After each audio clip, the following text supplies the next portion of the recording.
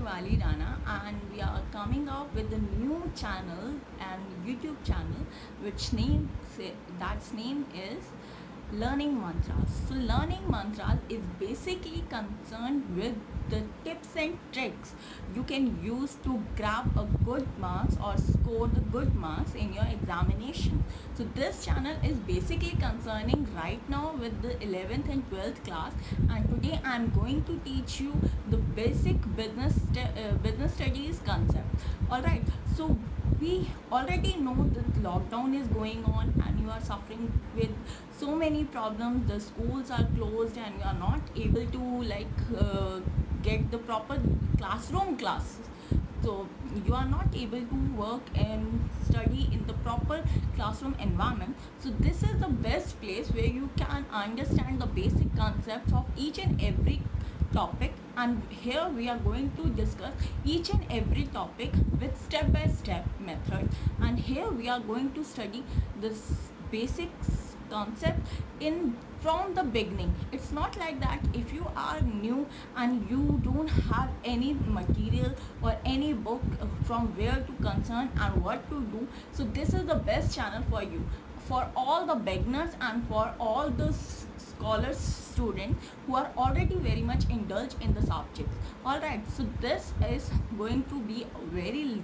good and learning experience for every one of you, because we are going to start with each and every concept in detail and from the beginning. It's not like that I will be choosing any of the topic. No, we will go by series. All right, so first we are going to study the chapter first of business studies class 12. So this video is basically concerned with the business studies class 12th. All right, so the very first chapter we are already learned about what is business in our previous classes. So in our previous classes we already know what is business कैसे किया जाता है, क्या किया जाता है, हमने ये कॉन्सेप्ट बहुत ही इजीली बहुत पहले ही समझ लिए हैं. So this time what we have to learn is what are the basic concept, how all the activities can be run, कैसे हम each and every activities perform करते हैं एक organization के अंदर. Alright, so let's start with the very first chapter, that name is management. Now management is basically managing all the activities. We have heard many times, हमने बहुत बार सुना है कि मैनेजमेंट करना है, यहाँ पर भी यूज़ होता है, वहाँ पर भी यूज़ होता है. इन कंपनी के अंदर तो मैनेजमेंट बहुत ज़्यादा ज़रूरी है. अब क्यों ज़रूरी है, किस लिए ज़रूरी है? क्योंकि every company is having a certain goal. कुछ ना कुछ गोल्स हर कंपनी के होते ही होते हैं.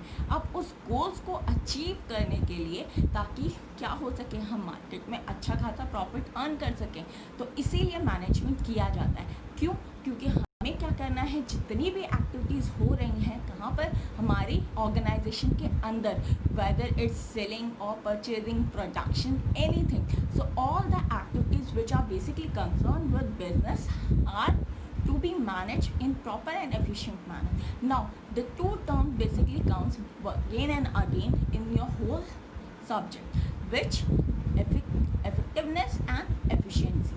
Now efficiency is what? Efficiency is when you are achieving your goals but with minimum resources, whereas effectiveness, let's take an example. For example, अगर आपके पास कोई बिजनेस यूनिट है, like you have to produce 10 units of a biscuit.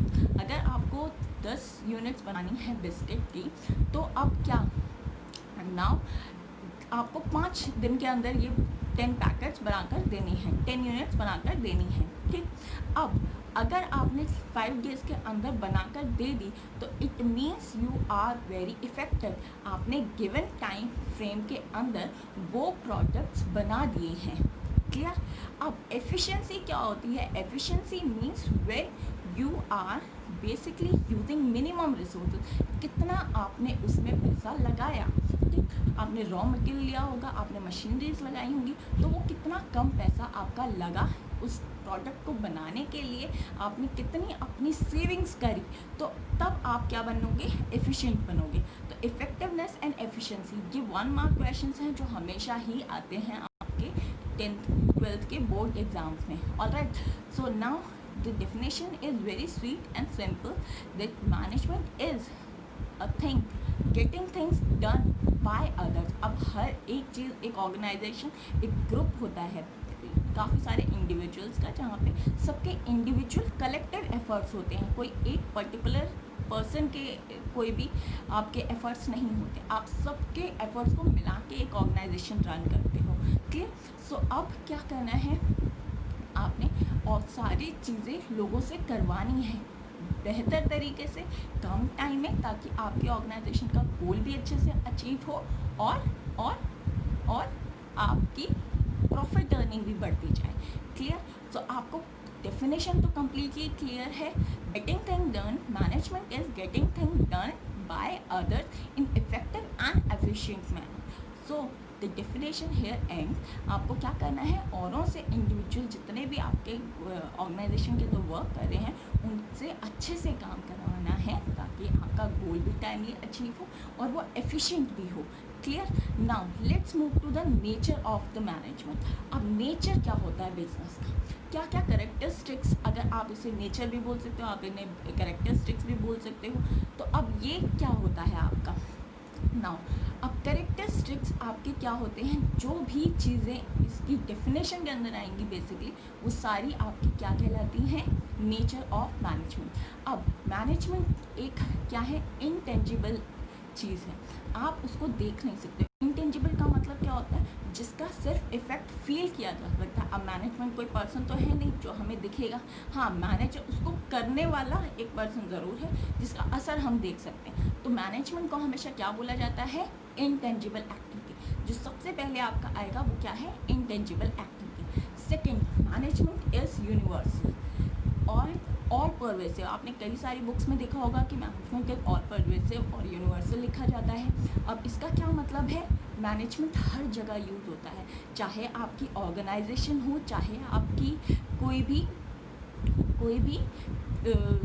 Business plan हो, कोई भी आपका cricket team भी होगी, अगर आपके घर में बर्थडे पार्टी भी होगी तो वो भी किससे मैनेज होगी, एक मैनेजमेंट प्रोसेस से ही होकर गुजरेगी. तो हर जगह यूज़ हो सकती है, ये नहीं है कि रिस्ट्रिक्टेड है. ये चाहे आपका स्कूल हो, चाहे आपका कॉलेज हो, चाहे आपका हॉस्पिटल्स हो, हर जगह मैनेजमेंट की रिक्वायरमेंट है, चाहे वो ऑर्गेनाइजेशन प्रॉफिट से रिलेटेड हो या ना हो, लेकिन आपकी क्या होनी चाहिए, हर जगह लगेगी मैनेजमेंट. क्लियर है. पहला हमने पढ़ा इंटेंजिबल, देन हमने सेकंड क्या पढ़ा, यूनिवर्सल और all pervasive. Clear. Now next is continuous process. एक बार आपने मैनेजमेंट कर दी तो इसका मतलब ये नहीं कि आपकी ऑर्गेनाइजेशन रन होगी successfully. No, it's not like that. अगर आपकी एक बार आपने कंप्लीट कर लिया, now what you have to do it, you have to maintain it. आपने एक बार प्रोसेस कर लिया, आपने सपोज आपने बर्थडे पार्टी ऑर्गेनाइज करी थी, तो बर्थडे पार्टी ख़त्म होने तक आपकी मैनेजमेंट ख़त्म नहीं हो जाती. आपको ख़त्म होने के बाद उसकी क्लीनिंग भी करनी पड़ेगी, सब कुछ करना पड़ेगा. हाउस में जितना भी पार्टी हुआ है, जो भी आपने चीज़ें करी हैं, उन सबको क्लीन आउट भी करना है, तो उसको भी मैनेज करना पड़ेगा. राइट. तो it is a continuous process. एक बार हो गया तो इट डजंट मीन कि आपको नहीं करना पड़ेगा. आपने आज 10 यूनिट्स बनानी थी ऑर्गेनाइजेशन में, बना दी, तो इट डजंट मीन कि अगली बार आपको नहीं बनानी. No, it's a continuous process. एक बार हो गया, क्या हुआ. फर्स्ट हमने क्या पढ़ा था, इंटेंजिबल है, मैनेजमेंट का इफ़ेक्ट हम देख सकते हैं, बट उसको एज ए पर्सन या फिर वो इंडिविजुअल नहीं होता. मैनेजमेंट का सिर्फ असर हमें पता लगता है. सेकंड हमारा क्या है, हमारा ये यूनिवर्सल है, हर जगह यूज़ होगा. देन हमारा क्या है, ये कॉन्टिन्यूस प्रोसेस है, अगेन एंड अगेन हमें अप्लाई करता रहना पड़ेगा एक बिजनेस ऑर्गेनाइजेशन के अंदर. सेकंड हमारा जो है वो है गोल ओरिएंटेड एक्टिविटी. अब मैनेजमेंट ऐसे ही नहीं करते हम, कोई ना कोई हमारा कोई ना कोई पर्पस ज़रूर होता है और उसी को हम कहते हैं goal oriented. Clear. Then we have social process. अब सोशल प्रोसेस क्यों है, क्योंकि ये सोसाइटी के लिए ही किया जाता है और उनके साथ ही किया जाता है. हम सोसाइटी से ही लोगों को, इंडिविजुअल्स को उठा रहे हैं और उन्हीं के साथ हम कर रहे हैं. क्लियर. तो इसीलिए हम सोशल भी बोलते हैं इसको. क्योंकि ये सोसाइटी से ही उठ के आया है. तो it is a social process also. Then it is very creative. अब क्यों है क्रिएटिविटी इसमें क्यों लगती है, क्योंकि इसके अंदर हम क्या क्या करते हैं, क्या क्या करते हैं, हर बार हर एक इंडिविजुअल का एक पर्सनल टच होता है। आपने एक बार कर दिया, दूसरा पर्सन का तरीका कुछ अलग होगा मैनेज करने का। अब हर पर्सन का तरीका एक नहीं होता और उसके अंदर बहुत सारे एक्सपेरिमेंट किए जा सकते हैं। तो इसीलिए हम इसको क्या बोलते हैं, क्रिएटिव और इनोवेटिव ही बोलते हैं। क्लियर है? आपको सारे आपके जितने भी नेचर ऑफ मैनेजमेंट थे वो सारे आपको ईजिली क्लियर हो जाएंगे। Then it is a goal oriented, it is intangible, not tangible, it's intangible. Clear? Then it's continuous process. Once it is done, again you have to plan. Then next is universally applicable, हर जगह use होगा। Then social process है, क्यों? क्योंकि society के लोगों से ही मिलके बना है। तो यहाँ पे हम अपनी पूरी वीडियो को समराइज़ करते हैं। सो हमने इस वीडियो में क्या पढ़ा? हमने पढ़ा मैनेजमेंट क्या होती है, उसका क्या मीनिंग है और वो किस तरीके से की जाती है, थोड़ा सा उसका कॉन्सेप्ट पढ़ा है। देन हमने क्या पढ़ा, इसके नेचर जितने भी थे, हमने जितने भी डिफरेंट बुक्स के अंदर दिए हुए हैं उनमें से कुछ हमने जो इम्पॉर्टेंट है, जो हमेशा आपका, अब इससे 1 मार्क क्वेश्चंस भी बन सकते हैं, प्लस आपके यहाँ से स्टेटमेंट क्वेश्चन बहुत बनते हैं कि management is a social process, comment 3 marks question, 4 marks question. Clear? So this is very important. Nature of management समझना और उसका बेसिक कंसेप्ट अगर आपको पता होगा तो आपको कहीं पे भी स्टूडेंट्स, आपको कहीं पे भी कुछ भी सर्च करने की ज़रूरत नहीं है। ये बुक्स पढ़ो, वो बुक्स पढ़ो, कुछ भी पढ़ने की ज़रूरत एक्स्ट्रा नहीं है। अगर आपको कॉन्सेप्ट क्लियर है, so this is our main agenda in this video, creating this video. Why? Because we are just not giving you the content, we are just sharing all the basic concept, जिससे क्या हो सके, आपके ज़्यादा से ज़्यादा clear out हो सके आपके जितने डाउट्स हैं। And do let me know in the comment box कि आपको कौन से टॉपिक्स में ज़्यादा डिफ़िकल्टीज़ हैं। वैसे तो हम लोग 1 by 1 हर सब चैप्टर को एक एक करके सारी चीज़ें करेंगे ही, बट अगर आपको कोई पर्टिकुलर टॉपिक है जो आप चाहते हो कि मैं उसके ऊपर भी कोई वीडियोस लेकर आऊँ, तो do let me know in the comment section and do subscribe to my channel. So I'll see you in my next video. Till then, take care, stay blessed, because आजकल वैसे भी बहुत ज़्यादा डिफिकल्ट टाइम चल रहा है, but we will overcome that. Clear? So stay blessed, stay healthy, and I'll see you in my next video.